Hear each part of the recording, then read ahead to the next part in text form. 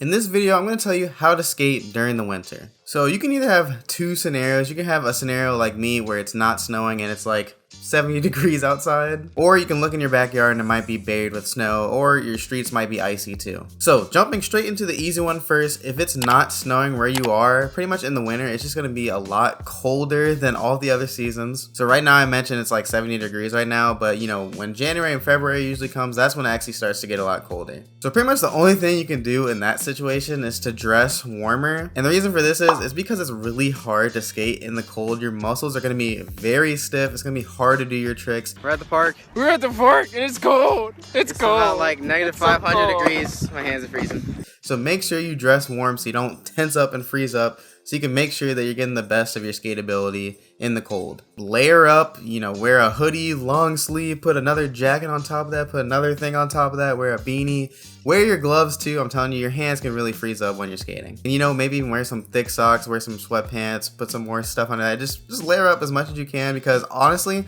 when you skate in this too, it's gonna like trap the heat in your clothes, and you're actually gonna get, honestly, some points too warm where you actually might want to take some of the clothes off, which I've actually had to do in the winter, which was so weird. But trust me, just layer up, it'll trap that heat inside and you'll be good. Next step is to make sure you properly warm up with your skating. Don't go too hard and try crazy tricks right from the get-go. It's gonna be really bad if you're trying to like jump down a giant stair set with your legs being stiff. Just make sure you properly warm up, you know, do some ollies, you know, do whatever flat ground tricks or just tricks that are easy to you so you can actually warm up and get your legs moving.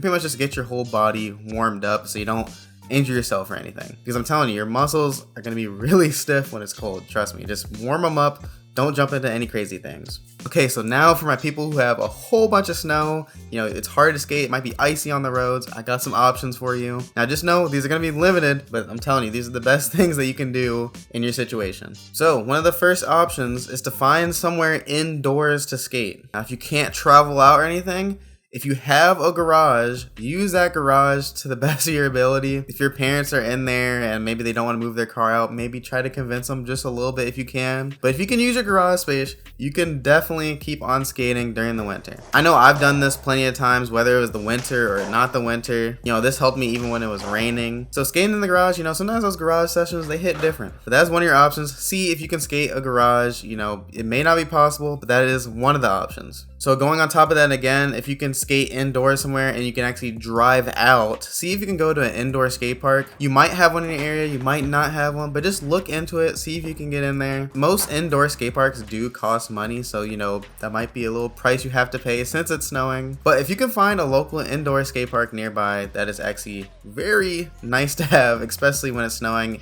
and you can drive there too. So if you can skate indoors, either try a garage or try an indoor skate park if you can. Honestly, sometimes parks even have like overhangs or little like huts you can go under. So if you can find those too, that's also an option. So the next option, this is honestly taking the previous option a little more literally, is to actually skate in your house. Don't skate with your wheels though, I'm telling you, you don't want to screw up your house.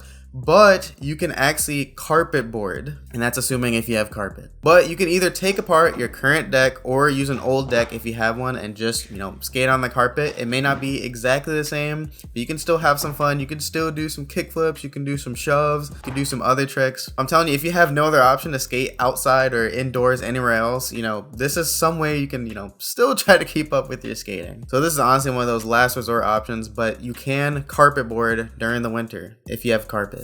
I don't know if you can really do that in hardwood. That would be really loud and you might damage the floor. So I'm not responsible if you do that. Next option, this is really fun. If you're actually willing to go outside in the snow still, you can actually get a snow skate, which I think are like, is like an actual brand. You can use an old deck and try to skate in the snow, or you can use a snow boogie, which is something that I actually had, and you can actually just stand on top of that and kind of use it like a skateboard. Although I did take a tough slam one time.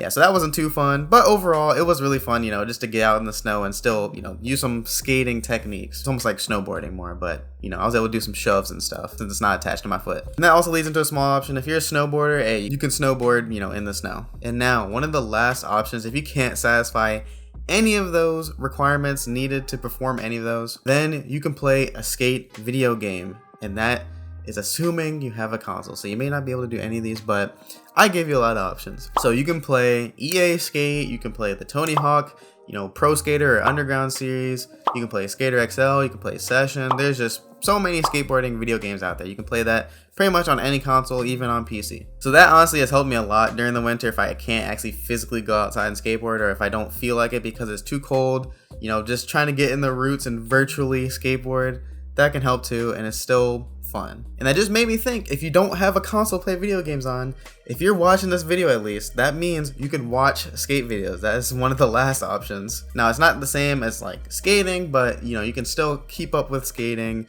and see how everything else is going in the skate world, just to stay connected in some sort. But that was it from my side, you know, skating during the winter, whether it's snowing or not snowing, maybe it's just cold. If you all have any other recommendations or tips that I didn't mention, please leave them down in the comment section below to help people out who want to skate during the winter. Also, shout out to whoever commented for me to make this video. That was a really good idea. I just wanted to mention this, so the username will be right there. Yeah, if you have any questions for me with skating during the winter or just skating advice in general, also leave that down in the comment section below. Otherwise than that, thank you so much for watching. Stay warm during the winter if it's cold wherever you are. I'll see y'all in the next video.